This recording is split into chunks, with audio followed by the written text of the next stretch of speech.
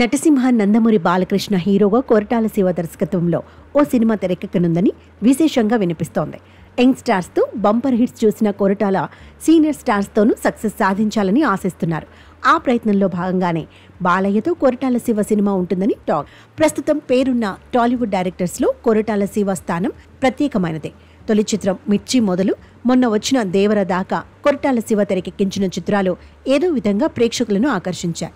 ఒక్కసారి మినహాయిస్తే ప్రతిసారి బంపర్ హిట్స్ చూసిన కొరటాల శివ ఓవైపు దేవర చిత్రం రెండో భాగం రూపొందించే పనిలో బిజీగా ఉన్నట్టు తెలుస్తోంది.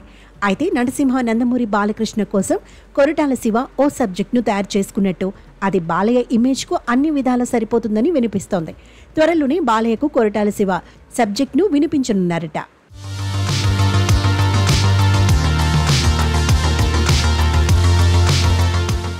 అంతకుముందు కొన్ని చిత్రాలకు రచయితగా పనిచేసిన కొరటాల శివ మిర్చి చిత్రంతో దర్శకుడయ్యారు. ప్రభాస్ హీరోగా రూపొందించిన మిర్చి బంపర్ హిట్గా నిలిచింది. ఛత్రపతి తర్వాత మళ్లీ ఆ స్థాయి సక్సెస్ చూడని ప్రభాస్కు మిర్చితో సంతృప్తి కలిగించారు కొరటాల శివ. ఆ సినిమా తర్వాత మహేష్ బాబుతో కొరటాల తెరకెక్కించిన శ్రీమంతుడు, భరత్ అనే నేను చిత్రాలు సైతం జనాన్ని విశేషంగా అలరించాయి. ఈ రెండు సినిమాల మధ్యలో ఎన్టీఆర్తో జనతా గారేజ్ రూపొందించారు శివ. ఈ మూవీ కూడా బంపర్ హిట్ అయింది.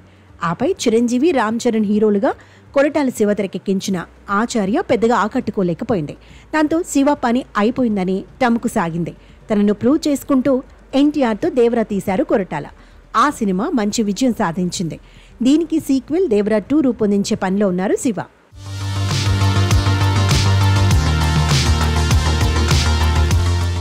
ప్రస్తుతం ప్రశాంత్ నీల్ సినిమా డ్రాగన్లో నటిస్తోన్న ఎన్టీఆర్ ఆ మూవీ పూర్తి చేయడానికి మరో ఏడాది సమయం తీసుకోనున్నట్టు తెలుస్తోంది. ఈ నేపథ్యంలోనే బాలయ్యకు తగ్గట్టుగా కొరటాల ఓ కథను రూపొందించారని సమాచారం.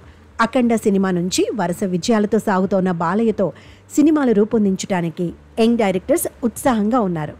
బాలయ్యతో వీరసింహారెడ్డి వంటి హిట్ తీసిన గోపీచంద్ మలినేని మరో సినిమాకు సిద్ధమవుతున్నారు. అలాగే బాలయ్యతో 3 చిత్రాలు రూపొందించిన క్రిష్ కూడా ఆదిత్య 999 తెరకెక్కించే ప్రయత్నంలో ఉన్నారు.